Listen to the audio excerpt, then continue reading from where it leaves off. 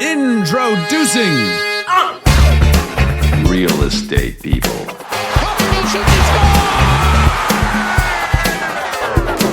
Hey, we're the Bills! What are you talking about, Willis? We're the real estate people.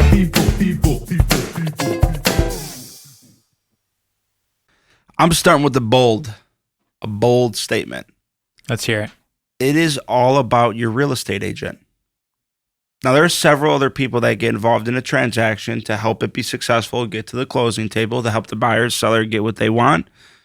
But it is all about your agent. And the reason why I say that is because of the experience within the industry that if a consumer has a question about banking, if a consumer has a question about inspections, if a consumer has a legal question, Who are they going to call? who does it come to? Yeah. It comes to who? It does. It comes to the agent every time. It's all about the agent. Yeah, they're Now, their first point of contact whenever they have anything that they need. And then the agent helps them get to where they need to go. Not discounting what other people do. They are very important and they're a pivotal part of the transaction. And there's certainly a role and responsibility. And there's people that execute well and don't on all sides of it. But the agent is the apex of the transaction. They're the beginning. It starts with you. And then it branches out. Which banker should I go to? Which inspector should I hire?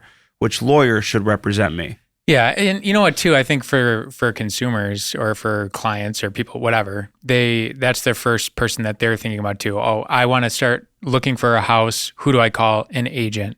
A lot of people don't know an inspector, a real estate attorney, a loan officer, maybe, but an agent is usually the first person, and the agent is the person that assembles the team that's going to guide you through the process and massages it. Just a nice until deep tissue. Closing. Yeah. Did you hear from your lawyer? Did you hear from your banker? Keeping everyone on track. Did you review the inspection report? Yeah.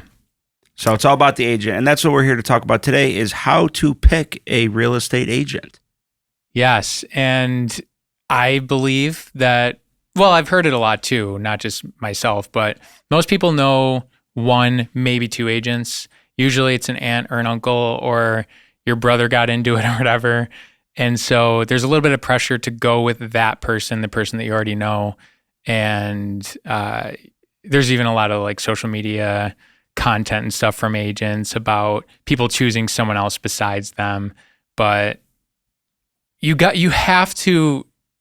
in the driver's seat. Before you have an agent, you are the one that's making the decision to buy a house. You're the one that's starting that wheel in motion, starting the ball rolling.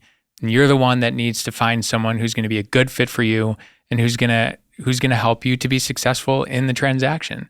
So help you to the best of the ability of the transaction, right? Yeah. I had a beer with somebody the other night before one of our hockey games he plays on my hockey team.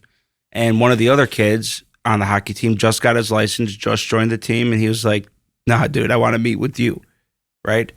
And it was very interesting to me to hear a conversation with him because he was like, yeah, he's my best friend. I've been friends with him since 5 years old, but I am making the biggest decision of my life. Yeah, 100%, and it's not about, to him, it wasn't about who's my best friend.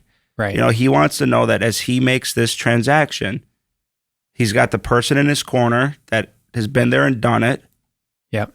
And that it gets done as best as possible. Yeah, and that's everyone's right, and that's what people should be doing. And that new agent, they shouldn't be hurt that somebody went with somebody else who has 10 years of experience with a big team and knows what they're talking about. There should be a level of humility in any salesperson and in any person that's going to understand that dynamic. Like, yeah, I just started. I'm not going to handle this huge transaction. I just had a thing, actually a property that you went to see nearby a big commercial mixed-use space. You stealing my stuff? No, well, I would love to if I could. You can have it, dude. You don't need to take. No, so what I'm saying is I know the person who's selling that house. He's one of my dad's best friends. Oh, and so when I found out that he was selling, I was thinking from the perspective not of necessarily listing it for him, although I would have loved the listing. I was thinking for a buyer that I have, maybe this person would be interested. But I called the seller, my dad's best friend, and I started saying like, hey, when you list it, I might have somebody who wants to buy it. Maybe we can do an off-market deal. I don't know. And he went into this whole explanation about why he didn't choose me. But from my perspective, I understood this is a huge commercial building. I've been doing real estate for a year. Sure, I've learned a lot. I'm rolling with the big dogs, Nick Giambra, Ryan, some of these people who do this stuff day and night. Sometimes we even do it in our sleep, which is crazy. Yeah. But I understood that this seller doesn't know the people that I work with. They just know that I've been doing it a year. Why wouldn't they go with someone? And bro, that's something great to else? point out. Like, a lot of agents walk around thinking they're deserving or entitled to someone's transaction because of a relationship, which may be the case sometimes because people are cozy with referrals and stuff. Sure. But you're not entitled to anything as a real estate agent. This is somebody else's decision. You're just helping them make it as best as possible, right? Yeah. It's not your money. It's not your investment. It's not we're just helping get it done. Yeah. So in this episode, we want to talk about how do you choose a good real estate agent, the right real estate agent for your transaction, for your situation. And we're going to break it down a little bit and just help the listeners of the show to vet their agent, which is actually the little acronym that we came up with, VET, vet. So let's just go through those three things and talk about that process so that the rest of the transaction is that much more smooth. They're going to be with you that whole time. Yeah. Right. From beginning to end, to understanding your motivation, to helping you figure out what type of real estate to purchase within that motivation. Mm-hmm. Right. Then there's also a piece about the time frame. So they're spending a lot of time with you, which brings us to the V, vibe, right? It's all about likability. vibe. Yeah. Like, you're going to be spending a ton of time with this person while looking at houses, while getting your house ready to sell. So how do you vibe with that individual? Do you guys believe in the same things? Do you get along, right? Because as much as a client is hiring us or choosing us, we're also like interviewing them in a sense too, because there's nothing worse than spending that much time with somebody who's just going to drain energy because your mission and vision aren't aligned. Yeah. I mean, you don't necessarily have to believe all of the same things, but there needs to be that level of likability. How does the conversation go? Is it flowing well? Do you feel like they're just putting on a show? A lot of salespeople, they have this, oh, how's the wife and kids? They ask ABC, always be closing, right? They're just right. selling. Yeah, I had this guy come over to talk about putting solar panels on my roof, and I just had a question about snow. Like, what if snow gets on it? Is it still going to work? And he's like, no problem. And I was like, goodbye. Like, get out of my house. Because it was so fake. It was such a trained response that was supposed to be funny, but you could tell that he had said it a million times. And so to me, that's a complete turnoff to any person in sales when I can tell they're just scripting their responses to what I say. There's no personal touch there. So vibe is huge because, like you said, you're going to be with this person for 3 to 4 months, maybe longer. I mean, I've had buyer clients that had a hard time finding something they wanted. We were working together for a year. And even if you find something day one, you're going to be working with this person for at least 2 months. If you're using a conventional or that kind of loan product, it's going to be at least 2 months that you are texting, calling, and being with this person on a regular basis. So vibe is huge. Yeah, it doesn't happen quickly. It could happen quickly, but it doesn't. So vibe with this person. Yeah. And then back to, we have this unspoken, sometimes expectation to go with our best friend who's a real estate agent. So vibe isn't the only thing, because if vibe was the only thing, you would go with your best friend. You're with them all the time. You get along great. Or you would do it yourself, right? You vibe with yourself pretty well, or at least most people tend to do. You vibe with yourself pretty well? I've learned how to vibe with myself pretty well. And it comes with age. It does. It comes with it, knowing who you are, right? Uncovering different things about yourself. But sure. So we talked about vibe, the V in vet, we're vetting our agent. The E stands for experience or expertise, however you want to say it. That's huge too, because real estate for most people is complex. It's confusing. All the terms and the different words that are used are like another language. You don't use them on a regular basis.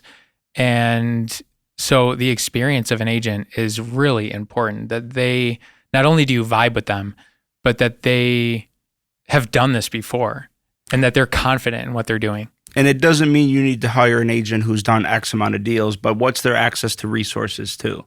Yeah. And how interested are they? And exploring those resources and answering the question honestly. Because if you ask somebody a question and they don't know the answer and they say, I'm not sure, let me get back to you, perfectly acceptable answer. Yeah, as let long me as find out get back and to I'll you. get right back to you. Yeah. Right. And that's part of experience too, but not necessarily experience with the asset or the property, but experience with how to handle problem solving. Yes. Yeah. So it doesn't need to be experience directly related to how many homes sold, but what's your experience with life, with how you critically think about things and how you problem solve. Yeah. And maybe experience can be brought into your network. So I've been doing real estate for about 1.5 years now. I don't have a ton of experience, but I've surrounded myself with a network of people who are very experienced. And sometimes if that's ever a pushback from a client, I'll lean on that network that I've built and just remind them that, yes, I may not have all the answers, but I always know someone who does know that answer, and I will connect you with that person. So when I bought my first house, I vibed, not my first house, but one of my houses. That sounds a little egotistical. When I bought the second house that I moved into, I hired an agent to help me because I always think like you should hire someone to transact your real estate because it becomes emotional at some point. You sacrifice somewhere somehow. It might not be clear at the beginning what that sacrifice is going to be, but throughout that long drawn out process, it'll catch up to you. Mm-hmm. So I vibed with my agent, expertise. I dropped the ball on the expertise part. So I bought a house. It was the middle of winter. It had an in-ground pool, right? So in the middle of winter, the pool's not running. It's covered up. The electrical's not on. The pump's not on. The heater's not on, etc. There's no way of knowing that you're going to be opening up a swamp when the snow thaws. Right. So in most circumstances, you would establish an escrow account before closing that the seller puts a portion of the proceeds into that account. When the weather breaks and you're able to check the pool, that money's in escrow in case there's issues with the pool that no one knew about. And if there's no issues with the pool, then goes back to seller. Right. Okay. As soon as you sign off on escrow agreement. But the house I bought, I did not do this. Right. We did not have an escrow set up. I opened the pool in the spring. The concrete was broken all around the pool. The tile band, so all the tile around that top edge of the pool, oh my God, was broken and missing. The pump didn't work. The heater didn't work. So now I found myself with this giant problem. And I bought the house because it had a pool, right?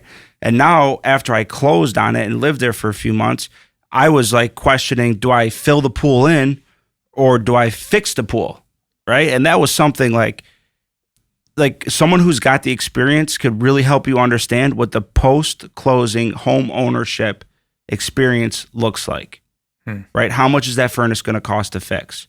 In this circumstance, how much was that pool going to cost to fix? And that was during COVID, couldn't get material, couldn't get contractors. And that could kill somebody. Not kill them maybe per se, but that could really hurt their financial situation. Just getting a pool renovation dumped on your head because you hired the wrong person, you didn't have the escrow, and the deal wasn't transacted that way. Do you still talk to this person? No. The agent? Mostly because of that? There's maybe some other things. Yeah, so some other stuff involved there, but... So what you're saying is you vibed really well with them. They seem to have the experience, but when push come to shove, when you opened up that pool and you realized that it was just crumbling... But I don't blame her. Still as the person driving the transaction, the consumer, yeah, I should have knew that was... You know what I mean? It's not her fault. But experience would have nipped that in the butt. Led her to save you from that hassle. Bro, my clients would never close on a house with an in-ground pool in the middle of winter and not have $40,000, $50,000 in escrow. $40,000 to $50,000? It was more than that to fix, but that's God. what I would ask for these days because I know how much it costs to fix a pool, right? Yeah. And I was in real estate at the time and sold a bunch of houses by then. But again, it was emotional to me. So I looked past it. But the person I hired didn't have the expertise in that part of the transaction to help me understand what that was going to look like a few months down the road when the weather broke. Okay. And the pool was really broke. This might be a good segment into the T of that when it comes to trust. So vibe, experience, and trust. All three are equally as important. VET. But do you think that with the pool situation, I'm not talking about this agent in particular, but maybe they have the experience to know that this could be an issue down the road, the pool, when it opens up. When it comes to trust, like, have you seen agents not say anything because they just want the deal to go through? Like, maybe they don't say something, or maybe they don't point something out because they don't want to rock the boat, and they just want, they're working more for the commission check than they are for the best interest of their client. It's human nature that stuff exists somewhere, somehow, at some time. I think so. Yeah. Right? Some people who are in a financially, like a situation that's not where they want to be financially, and it could be unintentional. It doesn't necessarily need to be intentional, right? But they could unintentionally be more focused on the reward of the transaction from their perspective rather than honoring the fiduciary duty to the person doing the transaction.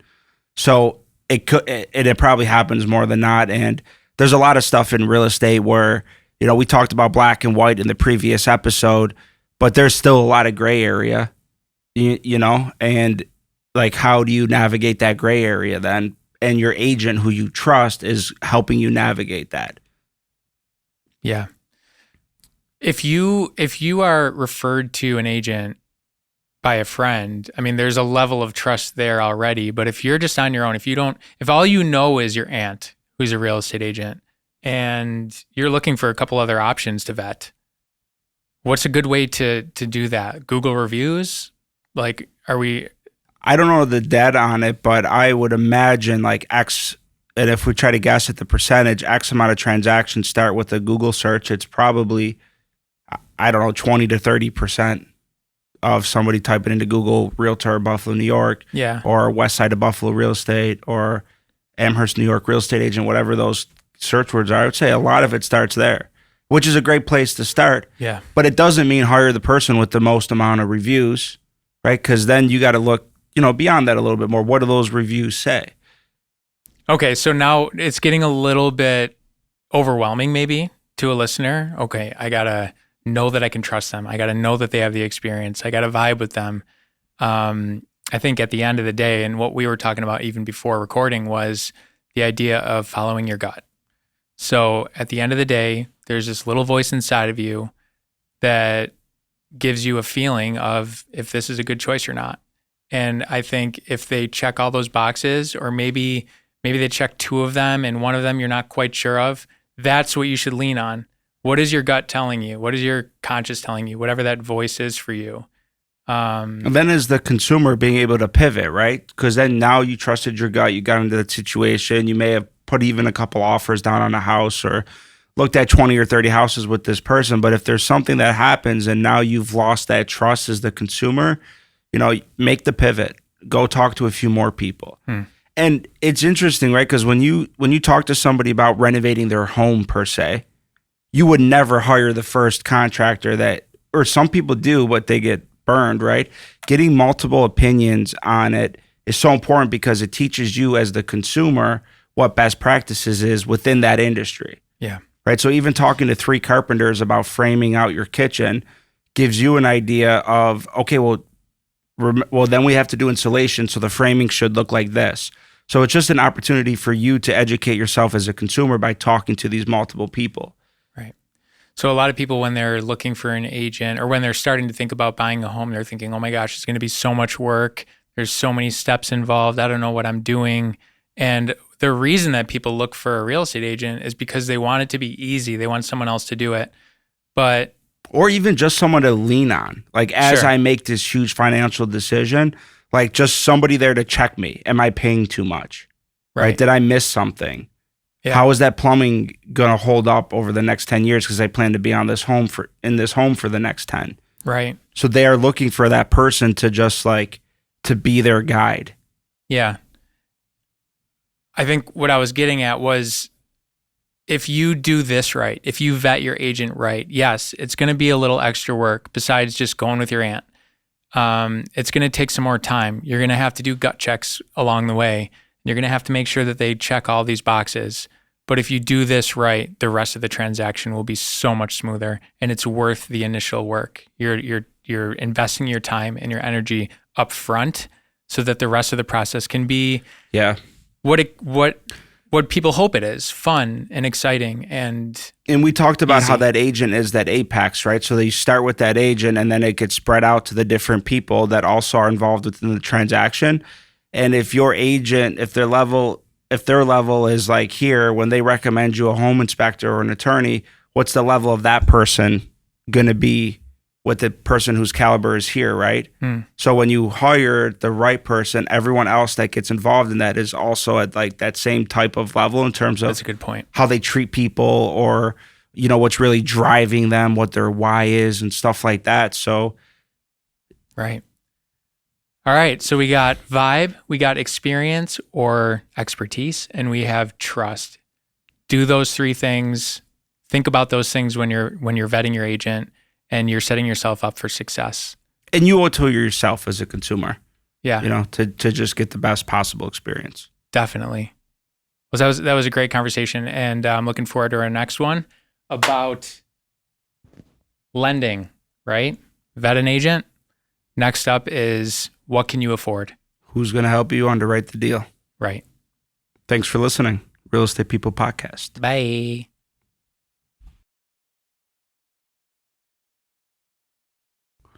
Looking for a vet for your cats who need a place to live? No, not much of a cat person myself, but I probably know some people. You ever find yourself just puttering around in some litter looking for the best place to go? Why don't you just read this ad to the cats? I'm sure there's a Google Translate version of that for cats. There's only a few type of cats in this world. Cool cats and not cool cats. And when you're looking for a place to take these cats when they need some work, visit the Summer Street Cat Clinic on Allen in Buffalo, and you'll be purring all the way home.